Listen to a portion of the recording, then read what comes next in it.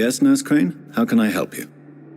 I'm so sorry. I know Dr. Swansea wanted you to rest, but we have somewhat of a crisis. A crisis, you say? Our supply of antiseptics is nearly depleted. I was hoping there was another box up here, but... Sorry. There's nothing here. Some of the patients won't last the night without them. Honestly, sir, I'm beside myself. I may have a solution. In France, during the war, drugs shortage was a daily problem, and we had to use our wits to overcome the shortages. However do you mean? If combined correctly, certain household chemical products can be used in a pinch instead. Now, where's the hospital storeroom? The storeroom? Fat chance. This is the Pembroke, and space is luxury we don't have. Everything used to be stored in the old morgue. Perhaps I should look there first. Where is this morgue? It's the large building behind the hospital. You'll need to go in the back door because it's been sealed off for sanitary reasons. Take this key. It opens a small back entrance at the end of a narrow street. The abandoned morgue behind the hospital. A small door at the end of a narrow street. On my way then. Thank you, nurse.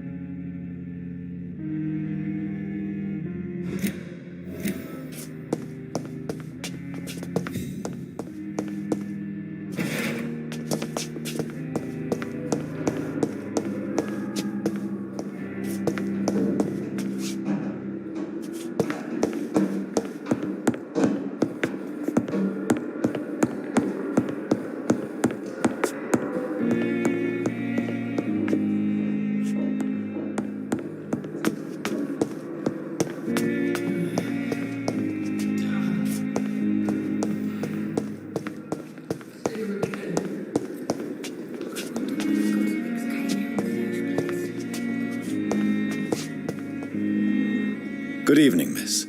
I'm Dr. Reed, the new surgeon at the Pembroke Hospital. And who are you? Your name has no meaning to me, mortal. You're nothing but dust blown by the winds of eternity. I beg your pardon? What are you begging for, mortal? My clemency? Well, tonight maybe I'm inclined to mercy. You'll never forget the night you met Thelma Howcroft. You keep calling me mortal. Why is that? And if I'm mortal, what are you? Well, Dr. Reed, if you must know, I'm a vampire. And why do you believe you're a vampire? I don't need to believe anything. It is what I am. It is what I feel within this hollow shell of flesh. Please, describe to me how you feel. What is it like to be a vampire? I can hear my body crumble from the inside as my flesh cracks and fades. I sense the last pulse of postulant blood within my drying veins. I need new blood. I see. Have you ever heard of Cotard's syndrome, Miss Howcroft? Never. It's a mental illness discovered by a French neurologist named Jules Cotard. The affected patients are delusional. They believe that they are putrefying, that they are dead, a ghost or a ghoul, or in your case, a vampire. Delusional, you say? Oh, sad and petty mortal. You can't even begin to understand the concept of immortality. And you think it is I who am delusional. I'm assuming you must be a patient here. Am I right, Miss Howcroft? It's only a cover. To hide from my enemies. I can leave whenever I want. As a woman, a spirit, fog, or bat. Who are these enemies you mentioned? Can you describe them? I cannot say for sure. But I sense their eyes on me from nearby. I feel them watching me every time I visit the garden near the morgue. The staff here are not your enemy. They're here to help you, to care for you. I'm not speaking of the doctors in white. I'm speaking of the men and women who hunt me, for I am a vampire. I see. Don't worry. These people will not find you here. I'll personally make sure they leave you alone. Thank you, mortal, but do not interfere with them, for you are no match for those that hunt me.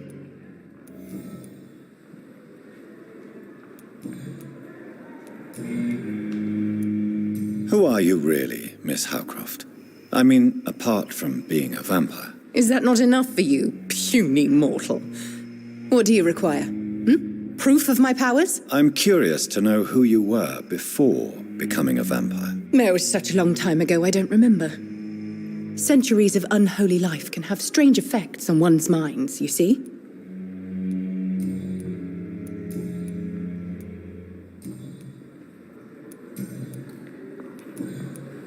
I'll leave you, Mistress of the Dark, to your nocturnal activities.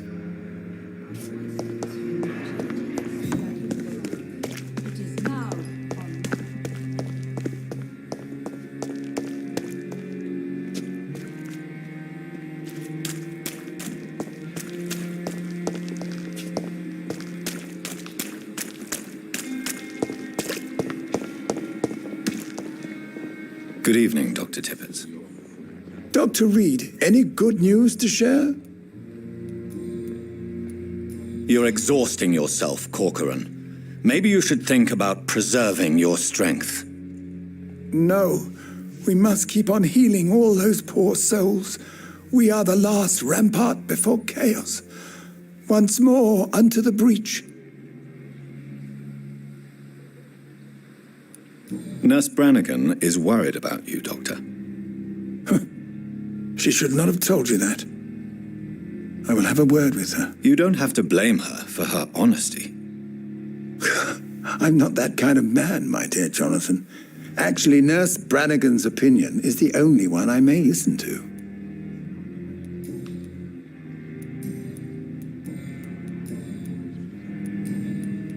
Goodbye, Dr. Tippett.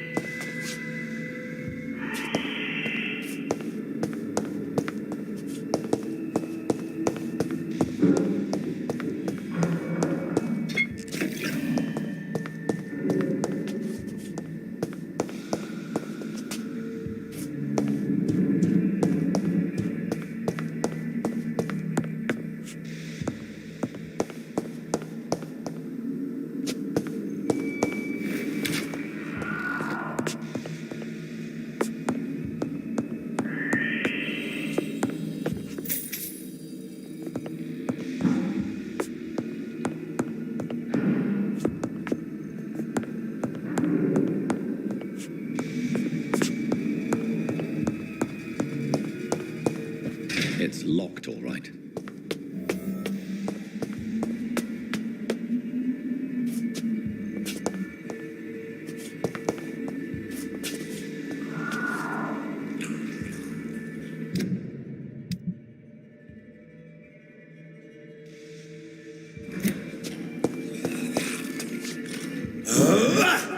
Behavior is similar to the infected William Bishop.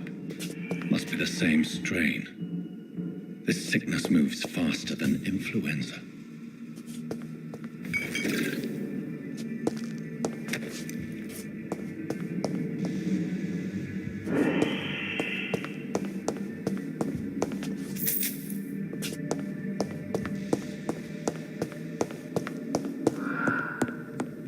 This key will surely grant me access to the basement.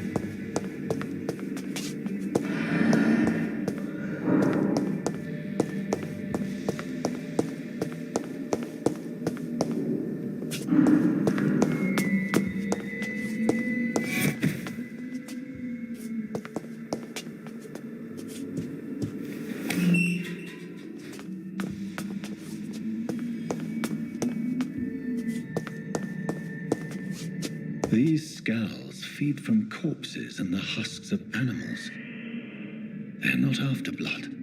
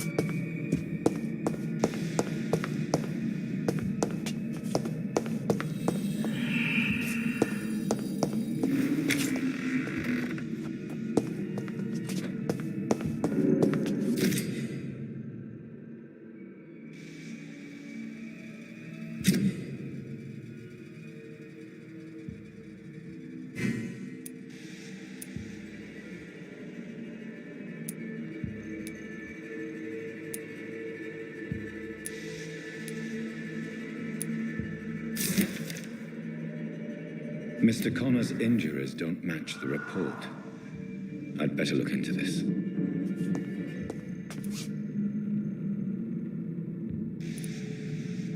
Traces of a pinkish foam at the corner of the lips. Some sort of drug overdose, perhaps? The chest was originally opened to perform the operation. The sutures are clean, but the chest has been reopened. Multiple abrasions and scarring on the arms and legs. Old and distinctive injuries of a sailor or a fisherman. A puncture over the left lung, possibly a chest tube insertion. Not the cleanest work, but I think it was successful. Signs of internal bleeding. So, Dr. Tippett's anesthetics were incorrectly dosed, causing the patient's death. And then, he tried to operate on him again. Tippett has made an egregious error. It's time we talked.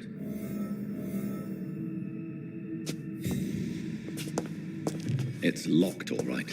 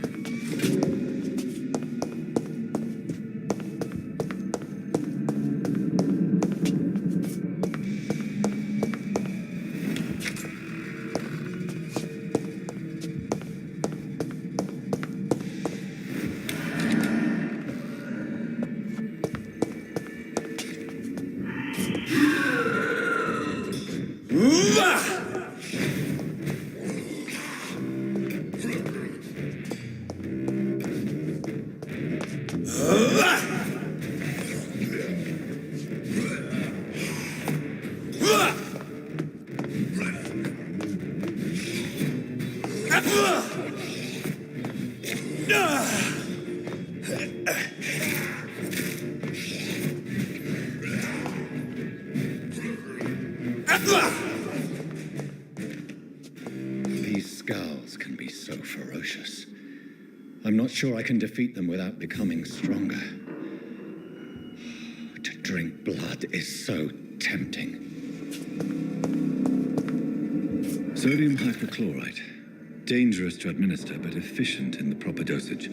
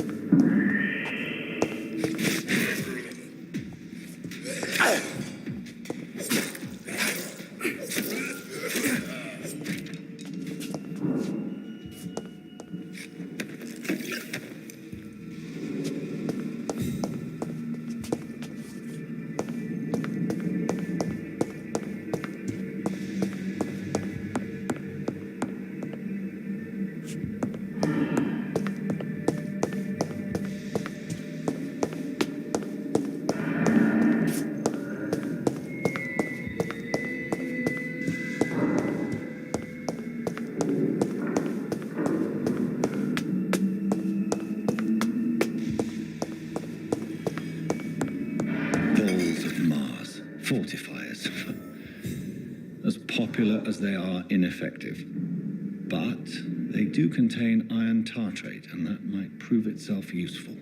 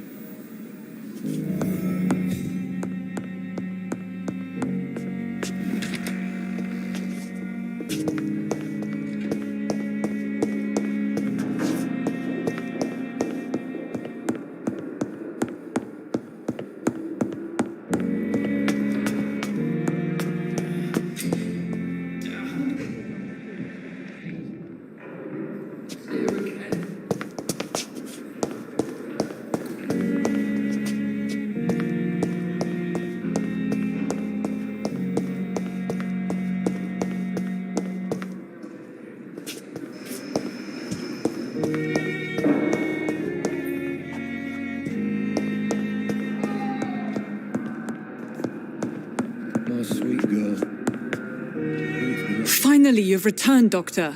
Did you find anything of value? Yes, nurse. You've worked your first miracle, Doctor. Now, this patient here needs immediate treatment. Duty calls. When the storm has passed, I'll show you how to mix the remedy yourself with the same basic ingredients. Many thanks, Doctor. When you've finished, you ought to report to Dr. Swansea in his office. He's been looking for you. Seemed pressing.